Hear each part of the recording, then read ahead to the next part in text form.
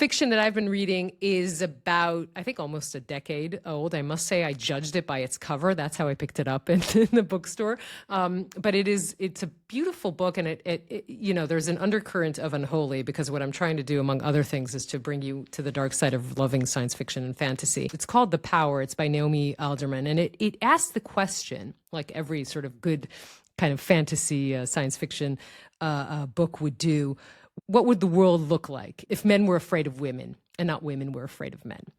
And I think I was asked once, and I don't do these interviews often, but someone stopped me at some point and asked me, what do men not understand about women? And I think they were expecting this fluffy answer. And somehow what I said was, I think that men don't understand the sort of visceral physical fear that women have. You know, if you're not a woman who ever walked down a dark alley at night, you don't know what that kind of fear is. And men don't really deeply understand that. And this book is what happens when girls get this power to basically electrocute men or people, but this is targeted at men, and what happens to the world. It sounds kind of dark. It's not all dark, but it does, I think, ultimately reach this point where the answer is that power can be abused however you have it. And I just think it's beautifully written, and the question at the core of it really does haunt you.